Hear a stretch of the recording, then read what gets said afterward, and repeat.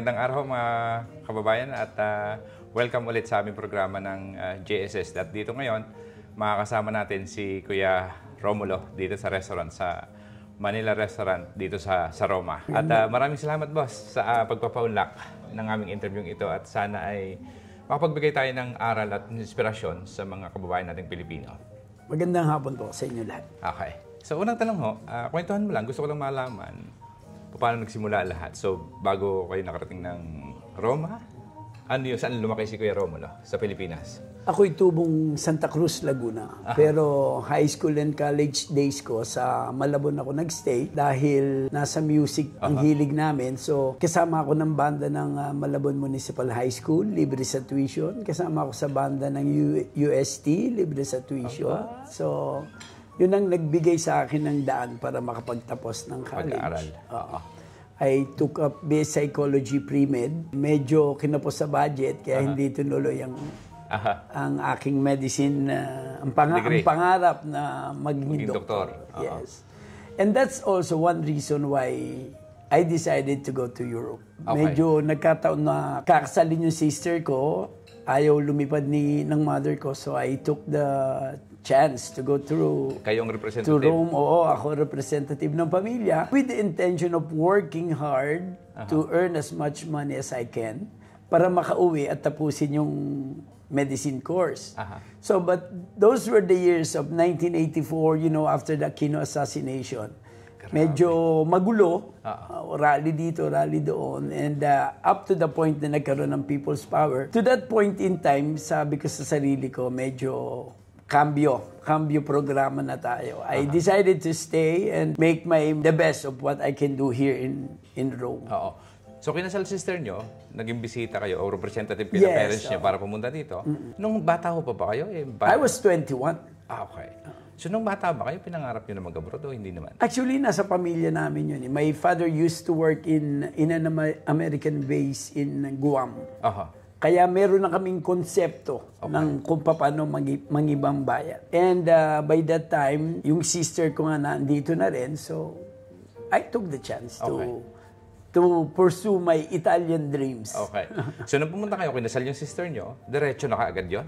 So, ano yung visa nyo nung pumasok kayo? I entered with a tourist visa. Okay. Kasama ang invitasyon sa kasal. And I used to work in a fine dining restaurant. May unang trabaho ko talaga sa restaurant. Yung unang trabaho? Fine dining restaurant ako. At doon din nabuo yung aking pangarap na one day I would open up my own Filipino restaurant. This is it. Dream a bit late pero natuloy pa rin. During my first year, I took a crash course in Italian language. That permitted me to do other jobs as a cultural mediator, translators, naging member ng isang theater group dito. At 1990s, may combo ako rito. I played saxophone and drums. Nagbibigay ng kasiyahan sa mga OFWs noon na malayo at wala pang mga internet noon. Kaya ang kasiyahan namin pag Sunday, may konting disco, may konting... Then I also involved myself in acting sa stage. Tapos ngayon nga nakuha rin ako ng... nag-artista pa kayo dito sa Italia? Nag-artista rin ako dito. During the 90s, halos lahat ng TV series dito sa Italia, I have one episode of which ako yung bida, o ako yung kontrabida, ako yung katulong. Galing. Yun.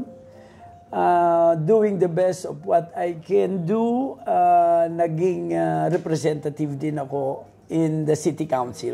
I was elected city councilor and I served for 7 long years under 2 mandate of 2 mayors. Talaga palang, may nasa linya ba ang politiko sa Pilipinas ba? Wala naman sa linya namin, pero I still remember when I was in high school and college, active na ako sa student council. Miyembro na ako ng Editors Guild, miyembro na ako ng banda. Active ako sa ICAP. I was the president of Red Cross in UST. Alam mo naman nung panahon namin, pag wala kang ICAP, hindi ka gagraduate. That's the Youth Civic Action Program. Na since ako ang head, kailangan nilang pirma ko. Bago makatapos, ibig sabihin, they really participated in my extracurricular activities. So, yun ang naging meet siya kung bakit pagdating ko rito, I still looking for what I can serve in the community. Galing nun. Ang galing napuna ko yun talagang walang boses ang kapulungan ng mga migrante, hindi lang mga Pilipino. So, we were active. There was this group of migrant leaders na talagang aktibo kami lahat to learn about the rights and the basic rights of the migrants. Yun. Ma-attend kami hanggang Holland, hanggang Amsterdam, ma-attend kami ng meeting for that reason, for that ano. So, nung mga panahong 80s, ika nga, nung po kayo nag-migrate dito, gano'n na karami Pilipino dito sa buong Italia? Buong Italia, we were about 12,000 to 14,000. Buong Italia yun. Grabe. Nowadays, we are running 40 to 45 to 50,000 sa Roma pa lang. On the national level now, we are about 180,000 na. Ganun na karami ang mga Pilipino. And it's a good thing na from the start, 1984 na dumating ako, karamihan pa sa mga trabaho natin mga Pilipino ay nasa domestic sector. Pero at this very moment, may mga ilan na naglalakas loob na pumasok sa negosyo, may mga ilan na naglalakas loob na kumuha ng ibang trabaho with the skills that they have, na kumuha ng ibang trabaho other than, with all respect, sa sector ng domestic health. Tama. At pasalamat na rin tayo sa second generation. Ang mga anak naming mga migrante rito ay nagbibigay na rin ng espasyo sa mas makabuluhang uri ng trabaho. May mga abogado na tayong mga anak dito, may mga doktor na, may 2 kids are actively participating in Italian film industry. My son is a scriptwriter for Netflix, and my daughter is had just recently graduated in film production. Napakahusay. Ayun, kaya talaga namang proud parents. Nahawa. so kwentuhan lang, balikan lang natin konti yung pagtrabaho nyo. As unang trabaho, ika nga nyo, nasa restaurant kayo. Ano to? Ano yung unang posisyon nyo sa restaurant? Na fine dining I restaurant? work as a waiter in a fine dining restaurant. At doon ko na pag-alaman ang kaliwat kanan ng serbisyo. Ang kung paano makapag-away sa mga service providers, yung mga fornitori natin, yung mga nagdi-deliver, na kailangan presko lahat, nasa quality lahat ng... Italian restaurant to? It was an Italian restaurant. And we were one of the top 5 restaurants in the city by that time. Galing. At yun nga, doon ko naintindihan din kung paano magpatakbo. At doon din nabuo yung pangarap ko na sooner or later I would open up my own. At ito nga, nauwi sa Manila restaurant. Ang galing. We are trying to be a fine dining restaurant. Kung ano yung order mo, yun nalulutuin namin. I have 2-3 personnel sa kitchen. Kami ni Mrs. dito with our waiter. At maganda naman ang takbo. We have Thursdays, Saturdays, and Sundays karaoke night. We have our Sunday eat. Yes. Sa Pilipino, ano? We have our Sunday eat all you can buffet lunchtime. At Monday medyo pahinga kami. And so far maganda naman ang reviews.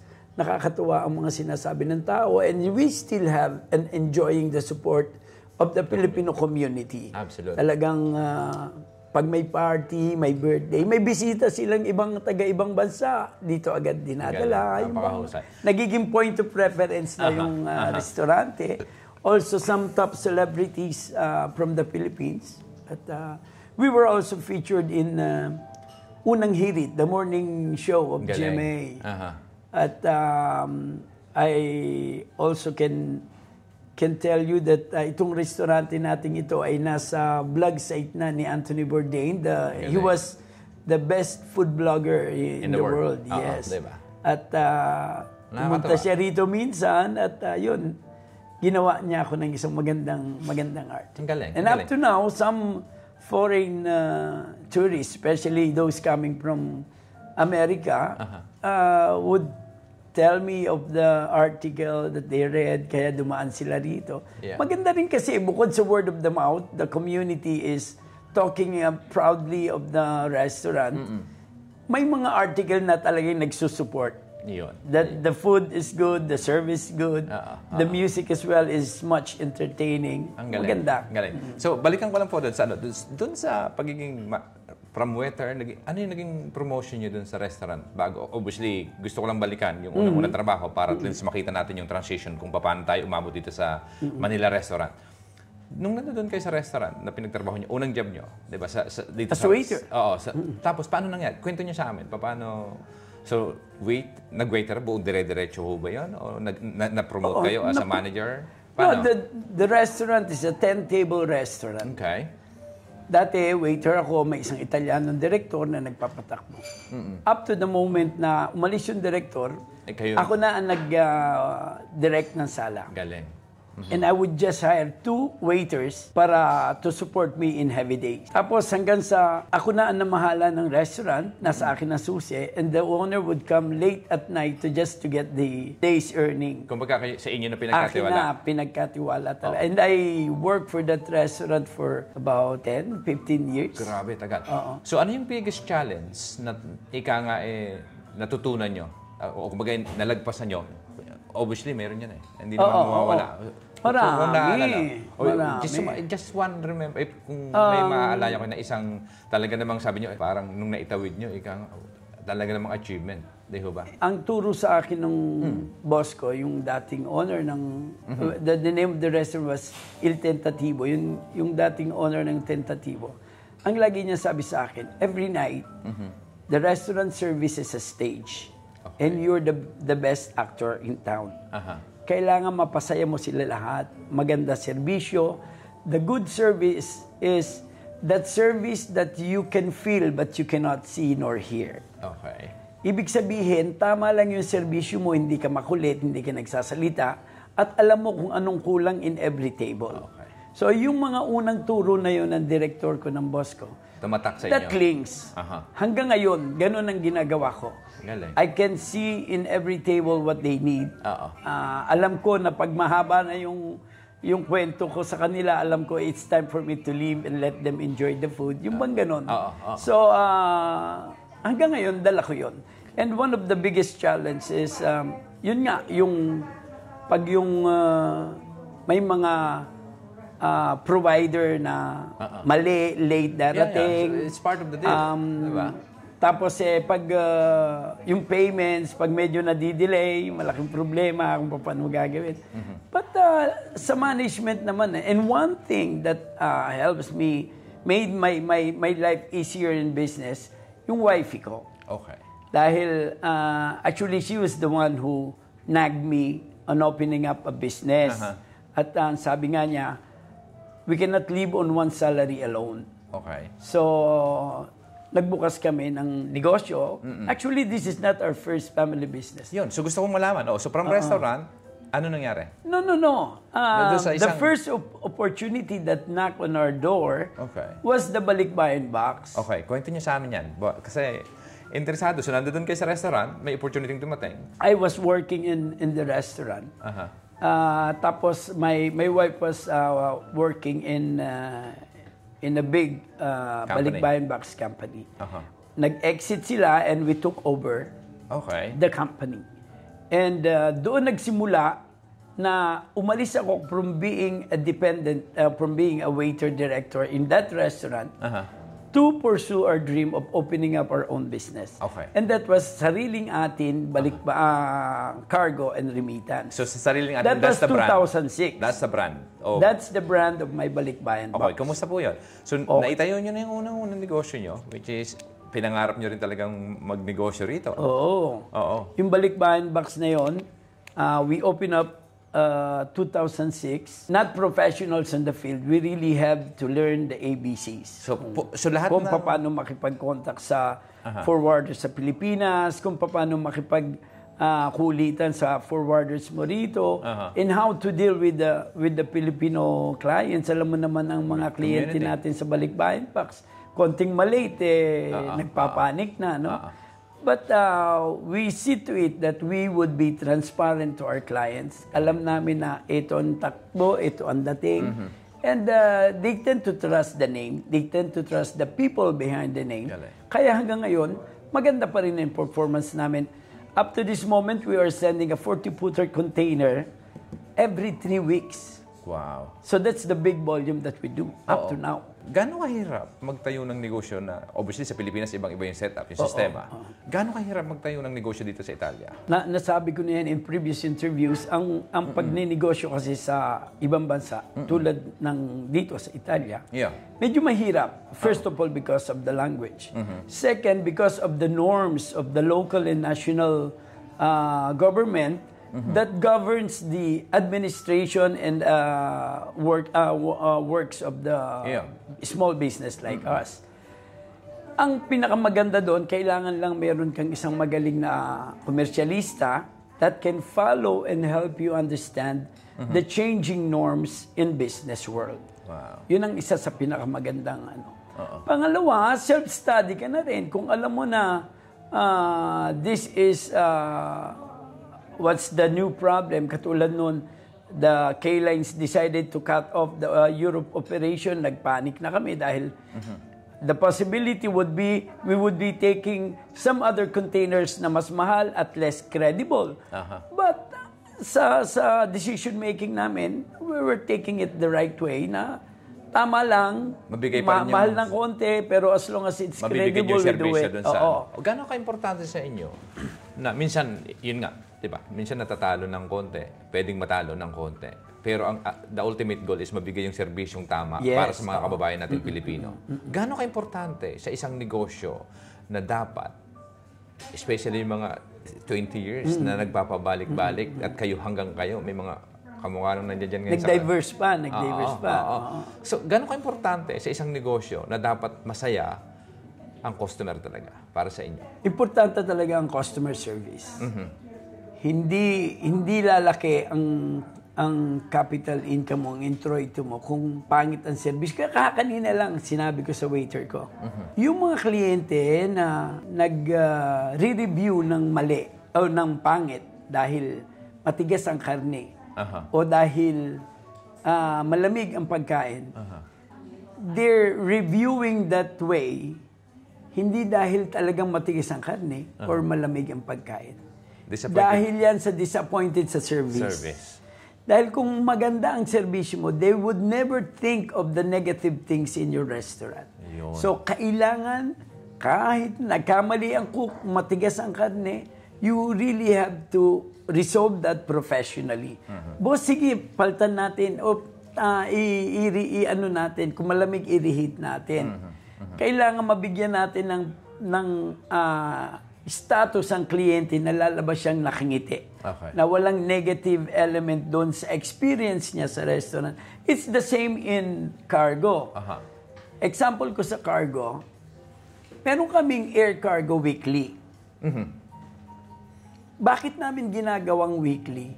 Para magkaroon ng hindi pa iba-iba ang serbisyo. Kailangan maging consistency ang serbisyo mo. There were times na maliit ang air cargo volume mo, but you really have to send it. Talo ka, okay lang. Pero nasa isip ng mga kliyente, doon tayo linggo-linggo umaalis yun. They would never think na 2 beses ka nagpaalis ng lugi.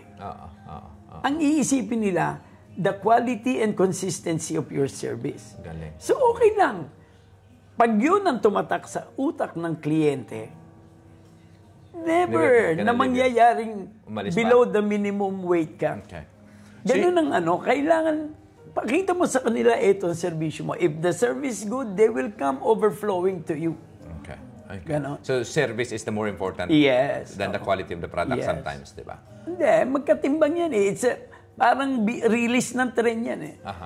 Kung medyo pangit yung isa, madidiskaril ang negosyo mo. So it has to be good on both sides. Ano yung sumunod dun sa isang negosyo na naitayo nyo after nun? After the cargo, napag-usapan namin ni Mrs. to pursue our first dream. That is the restaurant. So 2006, binuksan namin ang cargo. 2016, we were able to haggle for the price of this restaurant. Katabi lang yan. We are all on the same street. Galing. Sa 19A yung cargo, sa 36 tong restaurant. It used to be an African restaurant. Na yung owner, kasama ko rin sa migration leadership. Galing. Ang galing. Sabi niya, naiinip na ako dito, gusto ko na ibenta. Usap tayo, bukas puntahan kita.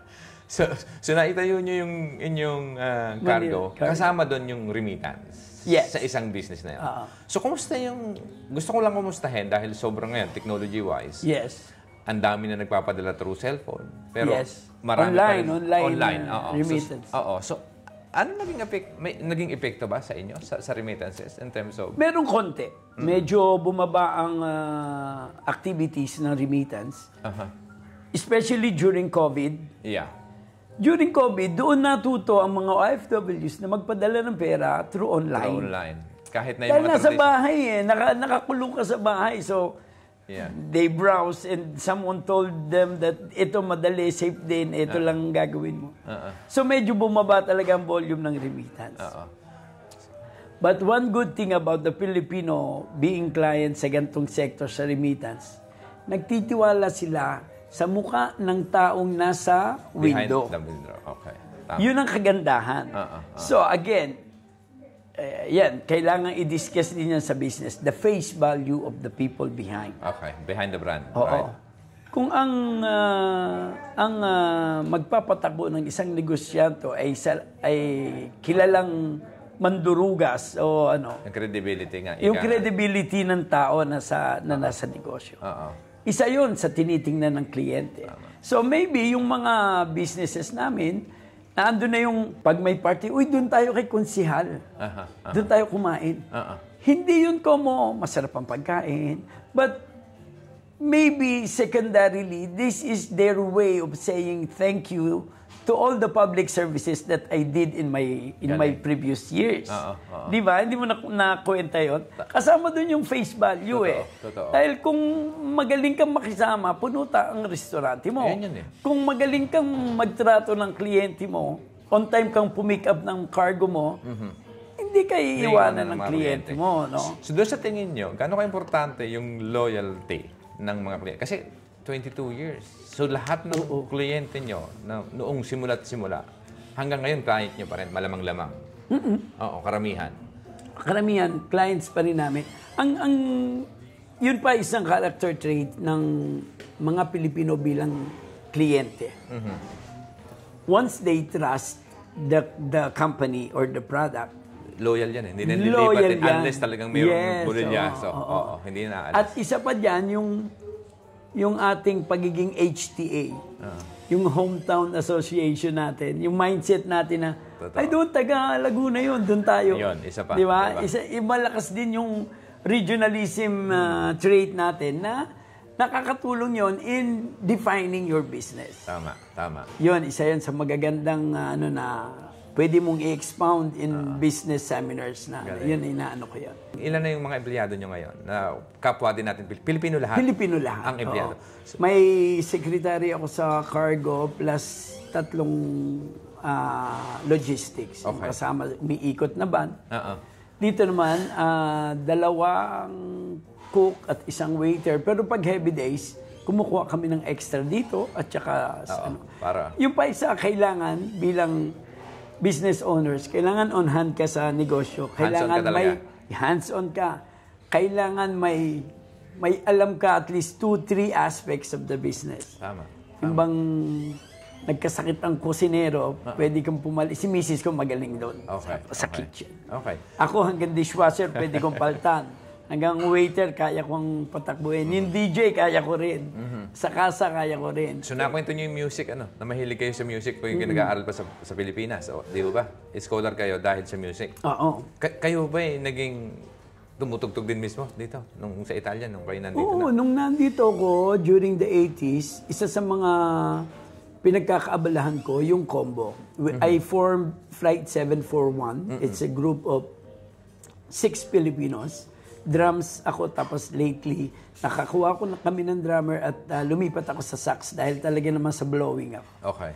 And we performed in disco houses, in community events till 1996. Okay. Ayan. 1996, medyo, alam mo na nagkahiwa-hiwalay, may umuwi ng Pero nandun na yung nyo, that time? Nakatayo na yung sariling 2006 ang... Okay, so hindi pa. 1996. 96 to say 2006, nag-doubles ako sa acting. Okay. 2006. So yun yung sinasabi niyo kanina na Yes, may Tapos ngayon, naging counselor pa kayo kamo ng Roma? Oo. Okay, anong taon to? Adi 96 to 2006 nasa acting ako. Pero nagtatrabaho pa din ako as waiter. Totoo. Tapos 2006, we started our business. Which is yun yung sarili And at the same time, dun din ako nahalal bilang city councilor. City councilor ng Roma. 2006 to 2013. Interesado akong malaman dito ho ba sa Roma, nung kayo'y nahalal bilang isang city councilor, ibang-iba ang pagiging politiko sa Pilipinas, definitely. Yes. Oo. Ano yung nangampanya ho ba kayo? Let's set this straight. Yung sa amin is some sort of a party list representation. Okay. We are representing the migrants. Okay. So, the migrants went to cast their vote to select 4 migrant leaders to attend the city council meetings. Doon ako nakapasok. 2 beses na eleksyon, 2 beses akong top notcher. And I really serve first on behalf of all the Asian migrants. Galing. Tapos nung nahalal akong president of the group, I represented the whole migrant community. Ganda. 7 taon yun na... So maraming Pilipinong, sa komunidad ng Filipino community, marami kinatulungan. Oo naman. It's more on promulgating laws local laws. Yeah. Para halimbawa, pinagaan namin ang pagkuha ng citizenship sa second generation. Okay. Dahil yung pagkuha ng citizenship for us migrants, national level yan, hindi namin sakop. But yung pagkuha ng citizenship sa second generation na pwede mong gawin sa Office of Citizenship sa komune, yun lang ang pinakialam namin because that's part of my jurisdiction. Ang galing. So, kwento lang natin, kasi nga nung pumasok kayo, tourist visa, paano kayo na-convert na para mag-working visa ba ang kapalit? No. Ano na sumunod? No. I worked as a clandestine from 1984 hanggang 1987. Dahil 1987, nagkaroon ng first formal and serious law on migration dito sa Italia. Okay. That's what they call Legge Martelli or the Martelli Amnesty, law. parang gano'n? Hindi naman. And with that law, nagbaba sila ng amnesty. Ayun. So lahat ng mga nandito na migrant people, it doesn't really matter kung saan ka nang galing. Magkakaroon ka ng granted. As long as you have a clear job, I mean, may magre-regular sa'yo na amo. Gano'n. Ang galing. And by the time I was then working the restaurant. Kaya, yun, pagpasok ko, restaurant agad ang dokumento ko. Nasa category 6 agad ako as commie. Trainee. Ngayon ho ba, kayo Italian passport na? Yes, For sure. yes. So, paano yung kwento nyo sa amin? Kasi maraming makakapanood nito na maaring curious lang paano nangyari lahat. So, from tourist visa, 1984, dumating ako with a tourist visa. 87, nagkaroon ng amnesty with the help of the Legge Martelli. Doon ako naging legal migrant worker. 1987, kasi dito sa Italia, you need 10 years of legal residency for you to ask for the Italian citizenship. But I asked it a bit late. Very, very late. Okay. Dahil nga nagkaroon ako ng representation, pangit naman na you're representing the migrants sa iiwanan mo sila. So hindi pwede magdual? Pwede din? No, pwede. Okay. It's just my political decision. Kasi it's politically incorrect if you leave the sector. Diba? Tama. So nung tapos na yung term ko, dumating naman ang opportunity ng restaurant na nasubsub kami ni Mrs. sa kung paano palaguin ng restaurant up to this state. Nagsimula lang kami mag-request ng citizenship during the COVID time. Wala kaming ginagawa. Hindi kinumpleto namin yung dokumento and dumating na yung aming Italian citizenship. So lahat kaming pamilya Italiano na. So, yung mga anak niyo ba dito na pinanganak? Yes, dito lahat pinanganak. Pareho sila. So at age 18, they elected their Italian citizenship. So nagsasalita pa siyang Tagalog? Oo naman. Dahil nung maliliit pa sila, tumatao sila sa negosyo So, since the clients are all Filipinos, sabi ko, kailangan matuto kayo kahit conversation level, matuto kayo. At kasi mas maganda para sa akin din. May mga tao kasi, I don't know, for some reason, mas piniling hindi turuan yung mga bata. No. Mahirap para sa akin. Kasi unang-una, Pilipino, dugong Pilipino ka, tapos hindi ka marunong magtagalog. O hindi ka man nakakaintindi ng Tagalog. Regardless of the ang pagkakaroon ng dalawang kultura sa pananaw ay isang asset. Yun lagi ang sinasabi ko sa mga bata. Totoo. Dapat yung mahalin yung kultura natin at dapat nyo rin mahalin yung kulturang kinagisnan nyo. Tama. Piliin yung magaganda dun sa mga kaugalian na yun and go ahead. Up to now, my children are nagmamano po pa rin sila. Hanggang ngayon, after the Mass, nagbimisa, nagmamano po pa rin sila. Malalaki na sila. Yun ang mga kulturang hindi dapat talikuran. Kaya ako, isa yun sa mga pinaglalaban namin. The rich and migration as resource in host country. Galing. Kailangan talaga na matuto ang host country na ang pagiging multicultural ay isang resource, ay isang positibong sa isang sosyedad. Dito ba sa mga dalawang anak nyo, ano yung magiging successor ba sila nitong business? Let's put it this way. Kasi yung dalawa nga, nasa filmmaking sila, di ba? So walang interest. And we all know that in filmmaking, this is not a sure job for future preparation. Yeah. Pwede kang sumikat sa isang magandang film, mayaman ka for the next 5 years. After that, wala na. Not unless you're wise enough to invest your earnings dun sa showbiz. Sabi ko dun sa dalawa, go and chase your dream. Maggawa kayo ng pelikula, mag-produce kayo, hindi problema sa amin yon. We will keep the restaurant as your safety net. Galing. Dahil hindi naman sigurado yung passion na pinasok nyo, we will keep this restaurant a safety net. Worst to come, you can always come back and run the family business. Galing. And one good thing, of all the 3 businesses, alam nila ang system. So, yun hindi problema. Yung dalawang anak nyo, nung mga bata pa sila, sinasama nyo na sa pagtatrabaho dito. Naturuan na, kumbaga. So, in and out ng business, pwede nila Alam nila. Gaano ka-importante na sa mas batang second generation, na kahit hindi interesado, dahil iba interest nila Gusto nila sa filmmaking. Pero dapat pa rin na ituturo mo yung pagpapatakbo. Gaano ka-importante sa inyo? Kailangan talagang maipamana ang kaalaman sa anak. Nakita mo yung mga Chinese, bata pa lang mga Chinese kids, nag-aabakos na. Nakikita nila sa negosyanteng amay. And that mere knowledge of abacus, pumapasok na business is the best way for them to get rich. Galing. Ganun lang yun So, ang mga anak namin, well, they have other passions. Nung bata sila, nagtuturo pa ng hip-hop yung panganay ko. We see to it that they know the business of, the system of the business that we're running. By the time na maliliit sila, cargo pa lang, alam na nila ang measurements ng box, magkano ang price from Manila to Mindanao. Alam na nila yon, and they can easily explain which are the things that you should not put in an air cargo. Tagalog, mapapaliwanag nila. Tapos pag na-feel nila na mas magaling mag-Italiano yung Pilipino, then they would bring the conversation in Italian.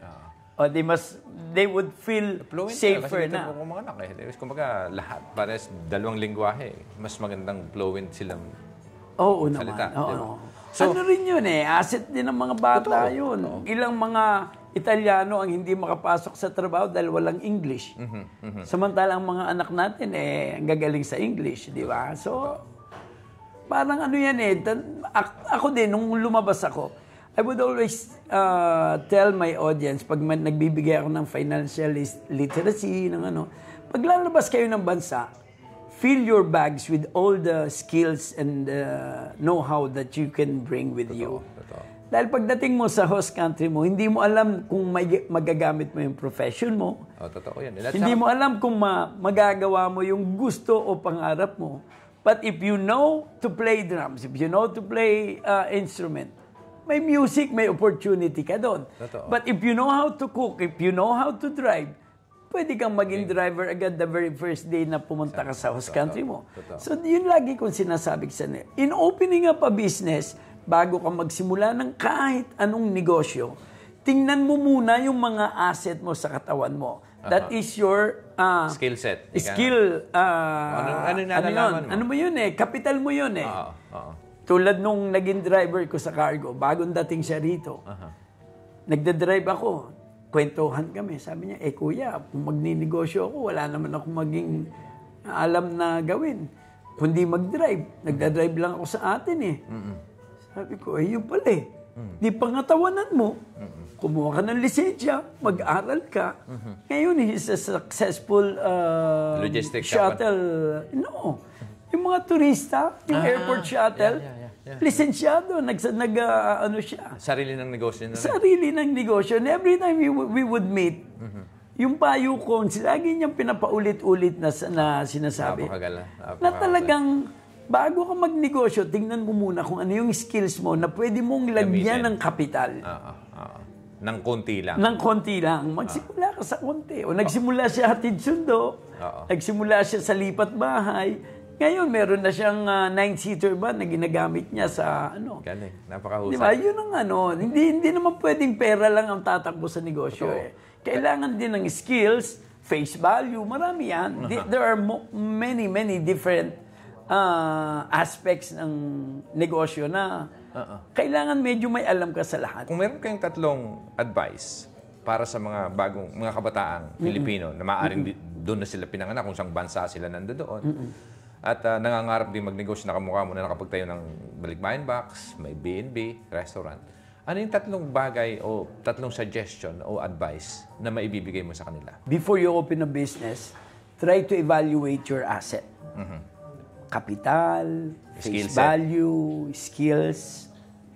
Kung saan mo nakikita na feel na yung sector na yon ang kayang-kaya mong galawan, go for it. Second, hindi kailangan namang malaki ang kapital eh. Totoo. So, wag matakot Yun. on money matters. May iba, wala naman akong pera eh, hindi naman ako makakapagsimula. Kami nagsimula nag-loan lang kami. Na pinadoble-doble. 6 months kaming hindi nakakita ng sweldo. Yun yung ibig sabihin, ano? So, yung courage. Importante, no? So sabi mo nga, kung gusto mong gawin, not necessarily kapital yung problema.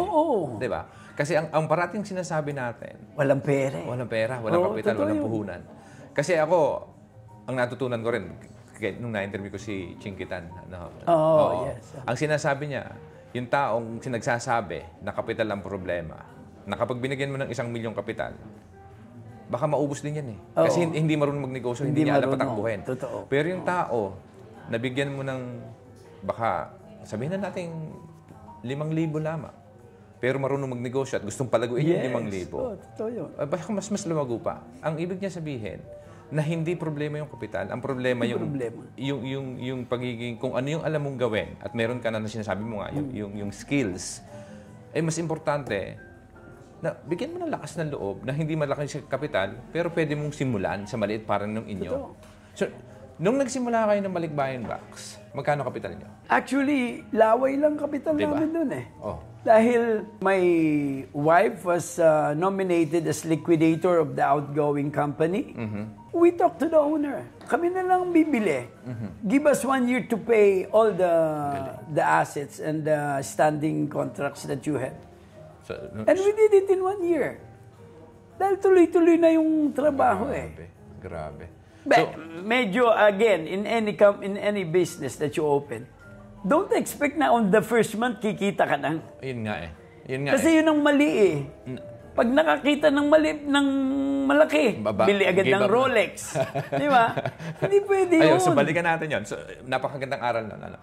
So yun yung sinasabi nila, o kadalasang advice ngayon sa mga negosyo, na kung kumita ka ngayon, tabi mo muna para pagpadagdag sa negosyo. Pero yung lifestyle mo, hindi mo isasabay hindi muna. Oo, di ba? Parang, kasi minsan, yun yung sinasabi din ni Coach Chinkitan, na pag yung lifestyle mo umaangat at kumita ka ng maganda, maaring, kasi nung maliit yung kita, maaring nakakaipon, nung lumaki yung kita, parang nauubos din.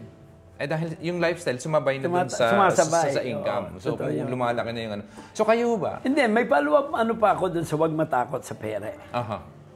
Isa pang mali, especially for the people na nasa business na, takot sa utang. Okay. So, sa Money Matters, ang business, kung maliit na yung pera mo, di magsimula ka sa maliit na negosyo. Yung maliit na negosyo, kikita ng maliit na kita. Just like mine, I have 4 businesses, maliliit ang kita. Pag pinagsama-sama mo yun, may laki na. Diba? And one good thing of 4 businesses, different from one another, nagkakahilahan. During the COVID, saradong restaurant and B&B ko. But the cargo and the remittance was open. Kasi dahil papadala, hindi Prime Economic Channel ang ang transport and remittance. Hindi pa pwedeng hindi magpapadala yung OFW. So nagkakatulungan. Di ba? May kumikita pa rin to help the other sleeping businesses, sabi nga. So naniniwala din kayo dun sa kasabihan na huwag mong ilalagay... Diversification. Yes, that's a buffet. Huwag mong ilalagay yung isang itlog sa isang basket. Yes. Di ba? Sinabi ni Warren Buffet. Don't put your eggs in one basket. Di ba? It's diversified. Again, going back to the wag matakot sa utang. Ang utang kasi, kung gagamitin mo sa tamang paraan, and to enrich your standing business, okay yun. Pero kung uutang ka para maano mo lang o bili ka ng kotse at darating ang birthday ni Mrs. gusto mong pasiglaban ng isang magandang bag, mali yun. Mali. So, it's just a matter of where to put your loaned money. At saka, parte ng walang negosyanteng walang utang. Walang negosyanteng walang utang. And third, siguro, kasi ang normal na trend sa ating mga Pilipino ay magsosyo-sosyo sa company. No? So, I want to give my third and last lesson. Advice. An advice on how to get a good partner. Okay. As much as possible, if you can do it alone. I agree. Second, if you're forced to have a partner, business partner, kumuha ka ng kilala mo talaga. Okay. No? Lahat ng business namin, palitan lang kami ni Mrs. So, ang ibig mo sabihin, may business partner kayo? Kami lang ni Mrs. Okay. Wala kayong ibang... Wala. There's no other third party in our family business. Kasi Sa kabila dito, ako manager, siya ang sosyo.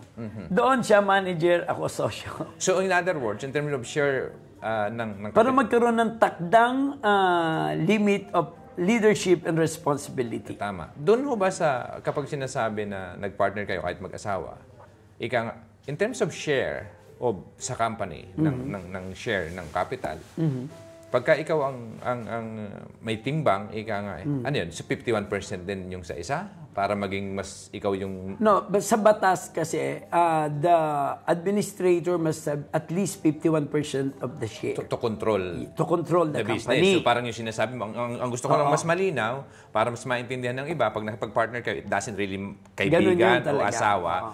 So kung ikaw ang 51% ng share, 49 yung isa. Yes. Pero ikaw ang may control in terms of decision making. Responsible mo yan. Tama? Pero, tama. Pero sa ganito, in this case, in my case, we don't have a 50-50. I mean, lahat yun eh. It's a family business. Nagkaroon ng mutual understanding. Ang nagkakaroon lang for the sake of responsibility, yung judicial responsibility na tinatawag, ikaw ang mag-head. So, by the paper, you have the 51%. Okay, tama. Yun ang mangyayari. Then, you have the right, ikaw ang may obligo na humarap sa mga obligations. And everything. Bawa, ang insurance dito, ikaw ang pipirma dahil kung whatever happens to one of your clients, ikaw ang mananagot bilang manager, owner ng ganun lang yun. Kasi minsan nasa nasa komersyo talaga.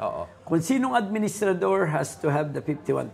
Sa akin kasi, sabi nga nila, kung mag-best friend kayo, gusto niyo mag-away eventually, magtayo ka ng negosyo. Yes. kasi yung iba, lalo yung 50-50. Para sa akin kasi hindi ako naniniwala sa 50-50 partnership.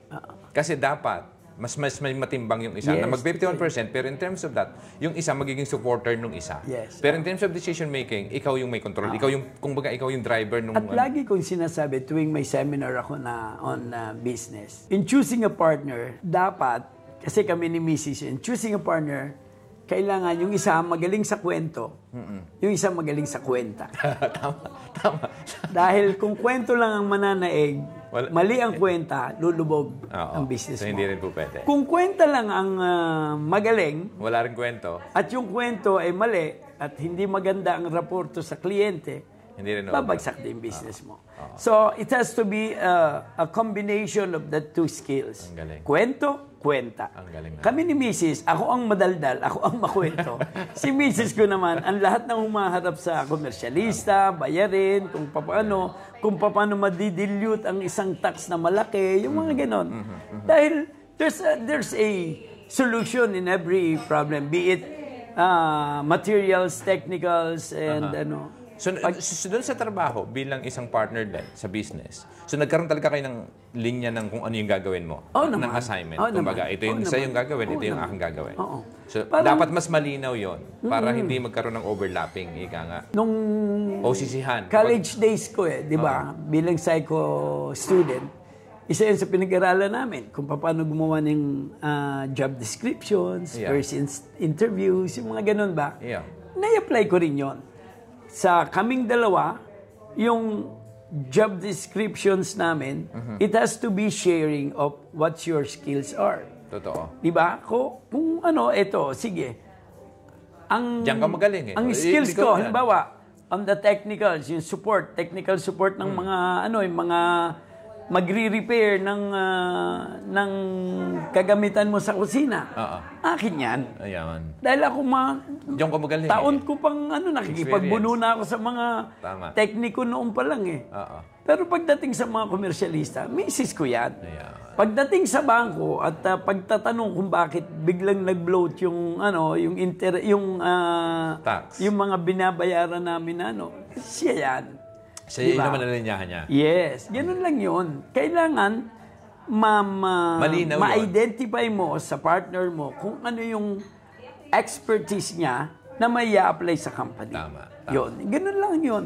Kaya lang, ang kasi minsan may mga mag-asawa na ang desisyon ay nagsasalungatan na hanggang bahay dala pa yung problema, no? Yung pa isa, you must be professional. Hindi dapat sumama yung emosyon mo bilang asawa doon sa emosyon mo bilang partner. Totoo. May istorya ako niyan kung nung bago pa lang kami sa restaurante, waiter ako, yung sister ko yung kinasal during the initial story. Yung kinasal siya ang pastry chef. Pag nadidelay ang service, sumisigaw ako bilang waiter.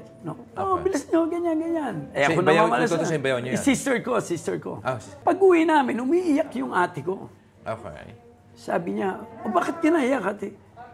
Kasi sinisigawan mo ko, ganyan. Nasarapan ako ng kotse. Sabi ko, ate, sa restaurante, sa trabaho, waiter ako, kusinera ka, kailangan magka-tandem tayo. At kung nadidelay ang serbisyo ko dahil mabagal ka, masisigawan ka talaga. Dahil yung waiter ang humaharap sa tao. Pero paglabas, ate pa rin kita. Alam mo ginawa na ate ko? Binatukan ako, lakas. Boom! Ba't mo ako binatukan? Kasi ate mo na ako ngayon Di ba? Na-gets mo? Hindi dapat. Hindi mo dapat pagsamahin. In case na yon, in business, kung merong off na trabaho, ate mo na ako ngayon. Di ba? Kung meron man sa negosyo na nagkataon na magkasama ang magkapatid o mag-asawa, hindi mo dapat pagsamahin ang emosyon ng bilang magkasosyo sa bilang mag-asawa. Tama. So, laging bukod. Ang respeto sa trabaho at ibubukod mo yung personal na relasyon sa pagdating sa trabaho. Pag off duties, okay na tayo. So, kailangan wag matakot sa pera, sa lito laki ng kapital, wag matakot sa utang. Sa magpapagsimula, evaluate your skill, your capital, your face value capital, lahat-lahat yun i-evaluate mo to be able to define in what sector of any business you may be going. At yung ikatlo, kwento-kwenta.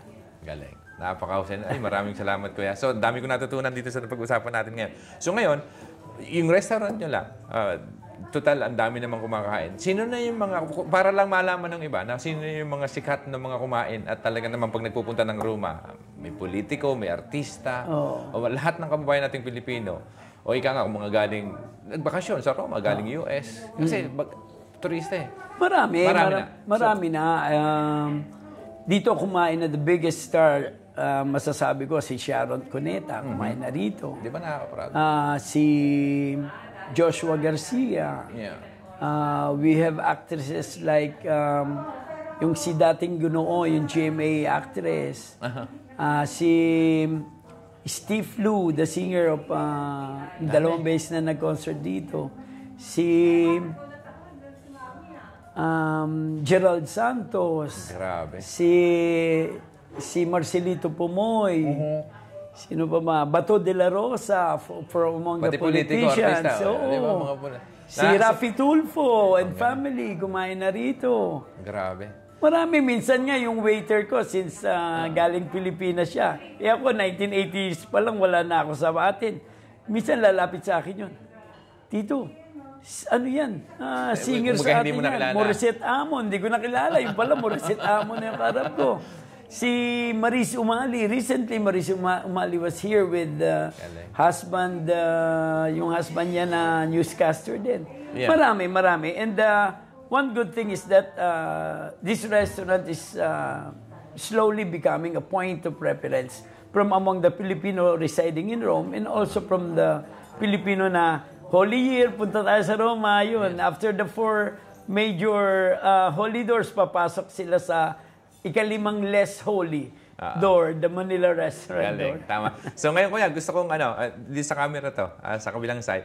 So kung may mga Pilipino at mapapasyon lang Roma, imbitahan mo sila, pagkakataon mo po para i-promote yung address at saka saan kayo mahahanap. Oo. First of all, ako'y nagpapasalamat sa inyo sa pagbibigay ng espasyo dito to tell my story. Okay. If you consider that a success story, salamat. Definitely success stories ko. At alam kong maraming may inspire sa istorya nyo. At talaga namang yung pinagdaanan nyo bago kayo nakarating sa kung saan ngayon, talaga namang napakaganda. So, nakarating ako dito. Kung makakarating po kayo dito sa Roma, it's my pleasure to have you here in my Manila Restaurant. Dito po kami sa Via Calatafimi 36. Malapit po kami sa Termini area. And in this street, nandito rin po yung aming balikbayan box. Normally, yung mga turista nag-overweight sila sa pinapadala din sa cargo service ko. And if you feel like staying a little bit more, meron din po kaming Manila Inn. It's a 3-room Airbnb, complete with amenities. May minibar, may TV, aircon, lahat-lahat. And may own bathroom po ang mga kwarto nyo. And saan mahanap to? andito lang kami sa May Roma. Facebook mo yan? May Facebook po ba kayo? Instagram? You can follow us Facebook fan page namin ng Manila Restaurant. At saka yung Manila Inn naman po, we are visible in booking.com platform. Galing. Doon tayo magkita-kita. And kung mapupunta kayo rito, we're gonna have Thursday, Saturday, Sunday night of karaoke at medyo magkaharanahan tayo rito. Ayun. Salamat po. Ayun, napakaganda. Maraming salamat, Kuya. Thank you po. Na-appreciate namin yung inyong oras at alam ko sobrang busy nyo at pinagbigyan nyo kami. Maraming salamat po. At I'm sure maraming na-inspire sa makakapanood at may-inspire na makapagpunta rin. At sana dahil sa napanood nila, makapagtayo rin ng negosyo na katulad nyo. Maraming salamat po.